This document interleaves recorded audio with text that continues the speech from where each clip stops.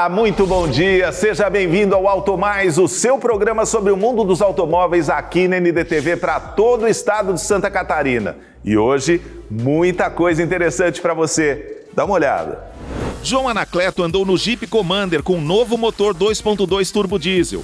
Lipe Paig e Paulo Vaz com todos os detalhes do Audi Q6. João Brigato testa o Renegade Altitude, um dos principais SUVs do mercado. E eu vou te contar tudo sobre o Ford Mustang Mach-E, o famoso Mustang elétrico. E bora começar o Auto Mais de hoje com ele, João Anacleto, e tá trazendo o Commander 2.2 turbo diesel. Vamos ver. Jeep Commander Overland, com um novo motor 2.2 diesel, mais potente, igual você já viu na Rampage. Continua com os faróis de LED aqui, o DRL aqui embaixo, não tem mais nenhum detalhe aqui além dos faróis de neblina e com essa grade prateada aqui, que não fica assim tão evidente no carro branco, mas se você vê um Commander escuro, vai reconhecer. Muda mesmo é ali do lado, vem ver. Tô falando dessas rodas aqui.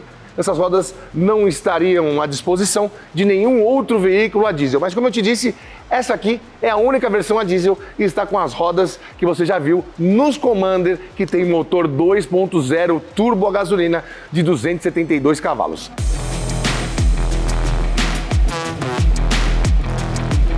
O pessoal do sindicato da Manta Acústica fica tranquilo, amortecedores ou molas a gás no capô, ainda não.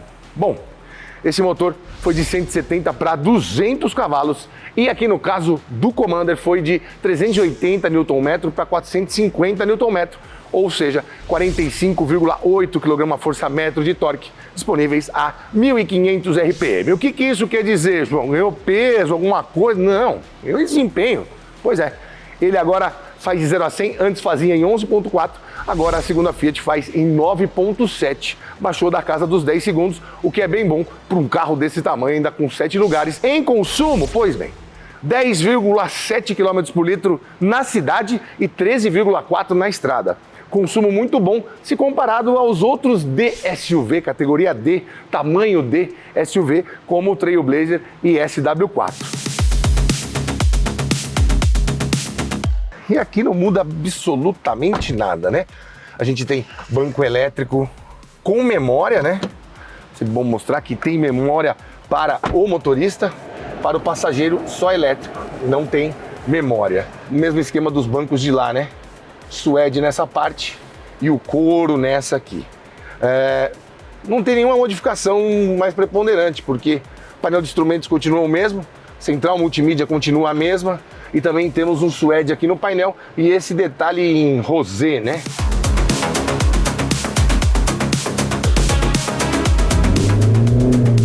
Bem curtinha a primeira, né? Bom, segundo a Stellantis, eles fizeram algumas melhorias tanto nos freios, como eu disse, e também na acústica.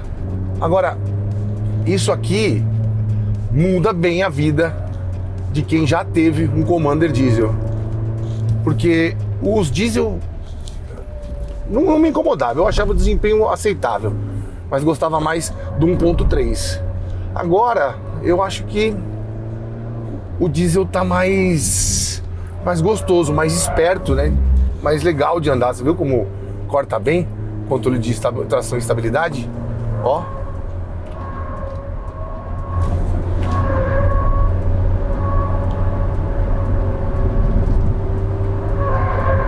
Olha que delicinha, meu.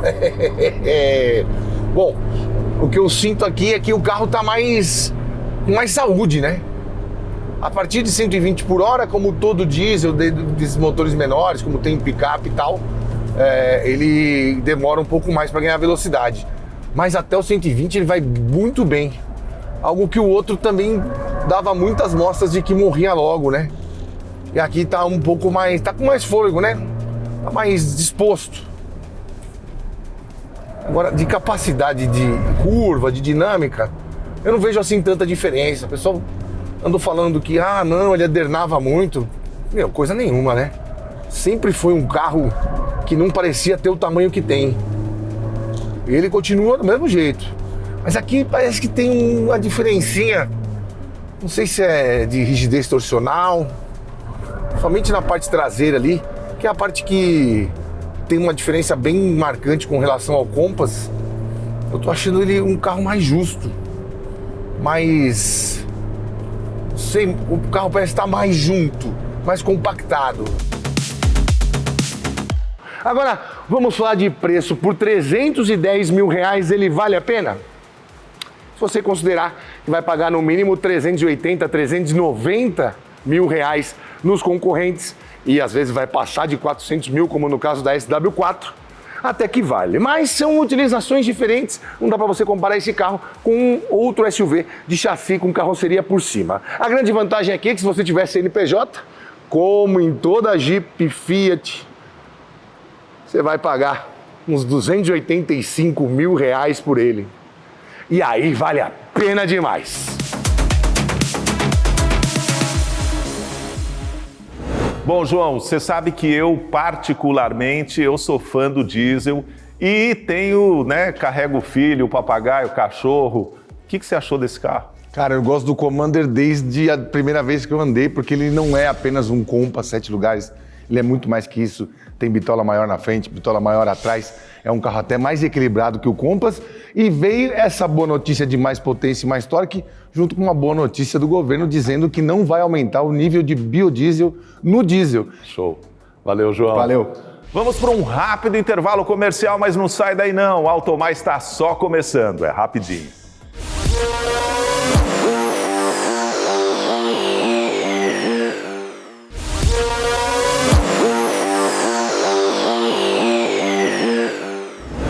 Estamos de volta com o Automais, o seu programa sobre o mundo dos automóveis aqui na NDTV para todo o estado de Santa Catarina. E agora vamos com eles, Paulo Vaz e Lipe Paiga de Audi Q6. Bora lá! É isso aí, Marcelão. Estamos aqui hoje com esse monstrão, que é o Audi Q6 e-tron Performance Black.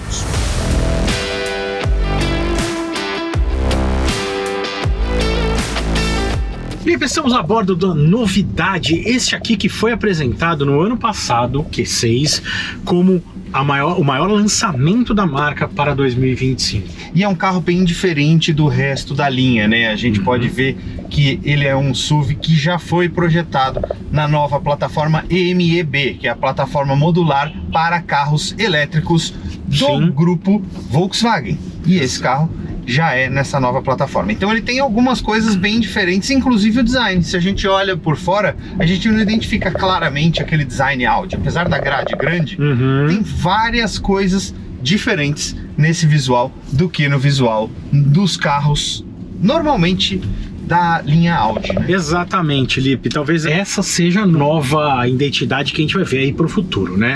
Mas ele, obviamente, totalmente elétrico, 100% elétrico, 387 cavalos de potência e 54,5 kgfm de torque. E esse carro nem é sobre isso, né? Mas é sobre as coisas que são diferentes nesse carro. Como, por exemplo, a gente pode citar as telas todas que tem aqui dentro. É incrível, né? A gente tem ouvido muito falar, Lipe, que o grupo Volkswagen tá tirando touch, né? Que agora vai voltar a ser tudo botão, mas não é o que tem aqui. Não, esse carro foi feito ainda sobre a diretriz antiga, onde a gente tem aqui dentro muitos botões. Olha, eu vou te dizer, botão mesmo a gente tem do câmbio, start stop e volume aqui do som. O start stop é o de ligar o carro. Na verdade, tem os botões aqui para você apertar de câmera e de assistentes. E tem os botões do Drive Select, Mas tudo touch, né? Não, mas tem que apertar ele, né? Sim, ele é responsivo. Ele é responsivo, mas tem que apertar de qualquer forma. Lipe, o que me chama muito a atenção nesse carro, além dessas telas todas, é um carro relativamente grande. Sim. Mas eu acho ele ele tem uma aparência estreita. Muito mais do que o Q8. Não, o Q8 é muito mais largo que esse carro. A gente já viu os dois juntos e dá pra ver que o Q8 é muito mais largo que esse carro. Exatamente, é muito mais largo. Agora, o que traduz isso? Este carro tem uma dirigibilidade, uma agilidade que eu nunca tinha visto num carro elétrico. De verdade, ainda mais desse tamanho assim. E tem 2.325 quilos, ou seja, não é um carro leve. Não, é bem pesado. É um carro pesado e mesmo assim ele tem uma dinâmica inacreditável. Isso é o trabalho que a plataforma trouxe para este modelo. O grupo Volkswagen desenvolveu a plataforma MEB e esse desenvolvimento trouxe isso para esse carro em relação ao Q8 e-tron mesmo, que nós andamos na pista lá um depois do outro. Exatamente. Não tem comparação. Esse carro é muito melhor de chão do que o Q8. É verdade. Eu vou dar um pause aqui na música, que vocês não estão ouvindo, mas eu vou dar um pause aqui na música para o Lipe poder ouvir depois tranquilamente. Lipe, neste caso aqui, como ele é um Performance Black, esse carro custa R$ 599.990, ou seja, R$600 mil. Apesar de eu me sentir aqui dentro de um Audi, que eu tô vendo que eu tô dentro de um Audi, ele é tão novo que eu não me sinto em casa como eu me sentia nos outros Audis. Sim. Tem uma coisa meio estranha. Apesar de eu estar me sentindo muito bem aqui, eu não sinto aquele sapato velho que eu sinto nos outros carros da Audi. Isso é uma percepção. Pode ser que daqui uma semana eu acostume. Eu acho que sim. É uma quebra de história aí, né? Sim. Dentro da marca. E eu vou te dizer, de vez em quando um sapato novo é bom também. Também. Né? A gente precisa só acostumar com ele, até porque eu acho que a antiga linha da Audi já estava ficando realmente antiga. Eu concordo com você. Então, eu acho que deu uma renovada muito boa e ainda assim é um carro muito, muito bom. É um Audi para dirigir. Exatamente. E é muito doido porque tem tantas opções de escolha que você escolhe até o modo que o DRL fica aceso. São 8 modos diferentes. É uma coisa de doido o tanto de coisa que você tem para escolher aqui dentro desse carro. Então, eu sinceramente gostei, apesar de totalmente diferente, gostei muito do carro. Achei um carro muito legal. Eu também. E você, Marcelão? Gostou? Bom, dupla dinâmica do Automais de Audi de novo. Vocês gostam da marca, principalmente o Paulo, né? O Paulo é fã da marca. E aí, o que vocês têm a dizer do Q6? O que mais surpreende no carro é a habilidade que ele tem de mudar de direção. Quando você fala de um carro elétrico, normalmente o chão é mais pesado, né? Então é um carro um pouco mais pesado, principalmente em slalom, né? Vamos dizer assim. É um carro muito leve de dirigir. Você parece que está dirigindo um A3. Aí você vê como mesmo os alemães ainda estão aprendendo a desenvolver um tipo de carro que é novo, né? Então esse carro já muda muito do que foram os primeiros Audis elétricos lá de 4, 5 anos atrás, 6 anos atrás. Show de bola. Valeu, Lipe. Valeu, Paulo. Valeu. E agora vamos com ele, João Brigato com o Renegade Altitude. Ele é fã da marca, hein?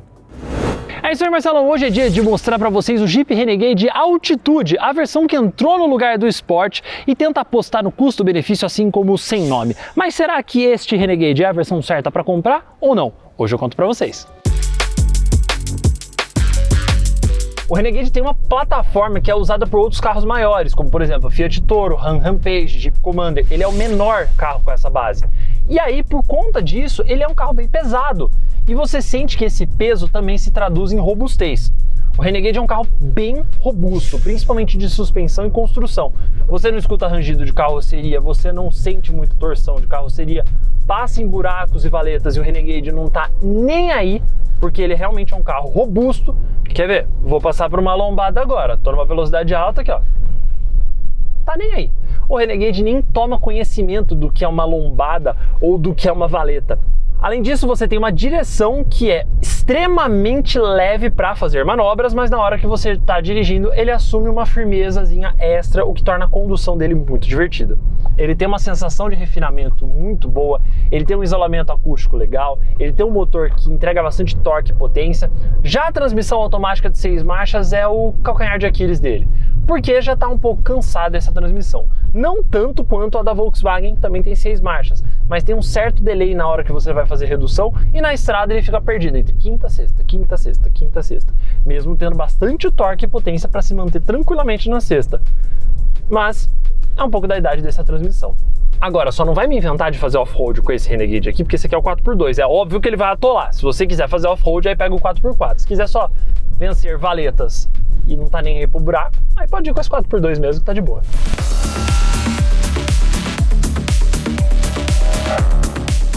A versão Altitude do Renegade entrou no lugar da Sport e traz praticamente o mesmo visual, só que com alguns detalhes escurecidos, como por exemplo aqui nos emblemas, a roda de liga leve com desenho diferenciado, teto pintado em preto independentemente da cor da carroceria, retrovisores e maçanetas sem pintura, o nome Altitude aqui na coluna C, enquanto na traseira temos os emblemas também escurecidos, mas a Jeep esqueceu o logo Sport aqui atrás, sendo que agora essa versão Altitude. Eu gosto bastante do visual do Renegade, todo quadradinho, todo parrudo, porque é um carro com personalidade.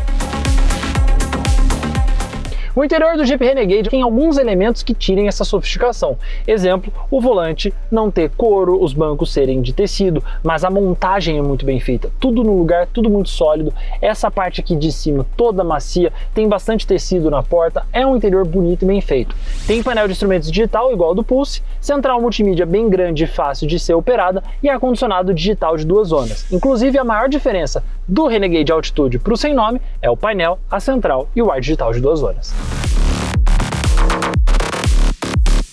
O espaço traseiro do Renegade é bem escasso, o banco da frente está na minha posição, eu tenho 1,87 m e raspo o joelho aqui, mas para a cabeça eu tenho bastante espaço e lateralmente também, pelo fato do Renegade ser um carro bem quadradinho. Então, 2 pessoas aqui fica legal, uma quinta vai apertar. Apesar da versão Altitude ter mais atitude visual, não compensa levar ele em relação ao Renegade sem nome. Afinal, a diferença de preço de um para o outro é bem grande. Então, se você quer um Renegade de entrada, leva o sem nome e dá para deixar ele com o visual igualzinho do Altitude. Você só não vai ter a central multimídia maior e o painel de instrumentos digital, mas a central que já vem no sem nome já compensa bastante. De volta para você aí do estúdio, Marcelão. Você é suspeito para falar do carro, né, João? Eu tenho um, né? Eu sou um pouco suspeito para falar do Renegade. Pois é, mas e essa versão? O que você achou? O Altitude é interessante porque o que faltava de itens de série no Sport que tinha antes foram colocados no Altitude. E aí você tinha o sem nome, que é a versão que eu tenho, e o Sport muito igual. Agora a Jeep deu uma diferenciada. E essa versão traz muitos itens que são essenciais, tem um ótimo custo-benefício. Mas ainda o custo-benefício melhor da linha Jeep é, sem dúvida, o Renegade sem nome. É por isso que eu tenho um. Tá Sou certo. suspeito, não tem jeito. Valeu, João. Valeu, Marcelão. Agora nós vamos para um rápido intervalo comercial, mas não sai daí não, o Automais não acabou. É rapidinho e a gente volta.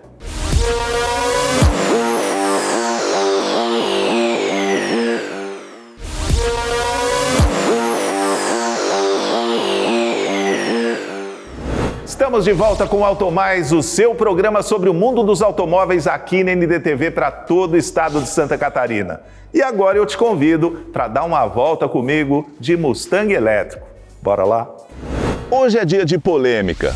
Olha, na década de 60, nos Estados Unidos existiam as grandes banheiras, aqueles carros enormes, que para carregar a família, que a maioria das pessoas usavam esse tipo de carro. E a Ford resolveu fazer um projeto de um carro compacto, com motor forte, onde as mulheres pudessem usar, os homens também, e que fosse um carro com um DNA de esportividade. E agora, a Ford pega um carro elétrico e dá o nome de Mustang. Será que isso foi correto? É o que nós vamos averiguar hoje. Visualmente, na frente, o formato é da grade de Mustang, segue a mesma linguagem, os faróis também envolventes. Rodas de 20 polegadas com freio Brembo, isso também tinha nos Mustangs anteriores. E não tem fechadura, só tem um botão? Não, isso não tinha no Mustang. Essa cintura alta na traseira aqui, envolvendo a roda traseira, tinha no Mustang. O visual das lanternas traseiras, com essas 3 linhas mais envolvente, também tinha no Mustang. O que não tinha no Mustang era um porta-mala desse tamanho. Só o traseiro tem 402 litros. E aqui na dianteira, mais 139 litros de carga, somando 541 litros de bagagem. Olha, isso o Mustang não tinha, mas com certeza a sua mulher vai gostar.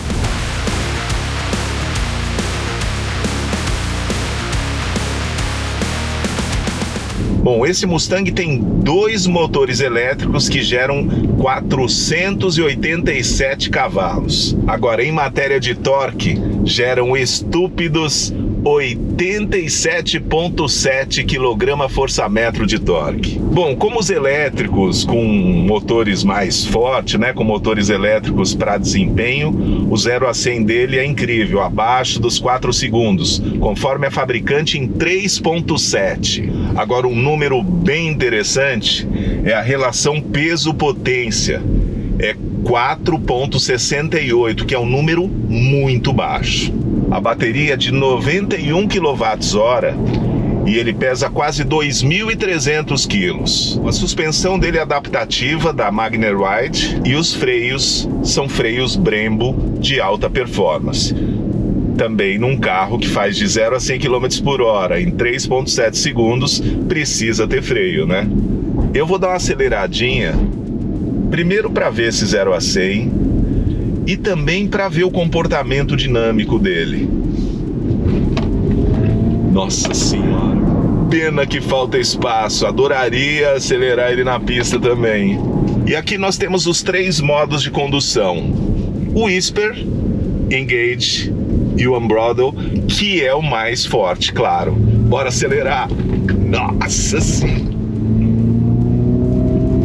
E ele faz barulho como se tivesse um motorzinho, as curvas.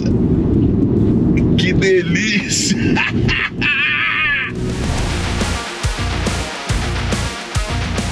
Os Mustangs sempre tiveram aquela que você dirigia próximo do chão. Então sempre mais baixo. Aqui você tem a linguagem que é os SUVs, SUV. Agora, o espírito do Mustang tá aqui. Eu tinha uma certa resistência quanto a eles terem colocado o nome de Mustang, mas depois de guiar, olha, é divertido, faz o coração bater mais forte e se você for acelerar esse carro, tenha muito cuidado, porque ele entrega, hein?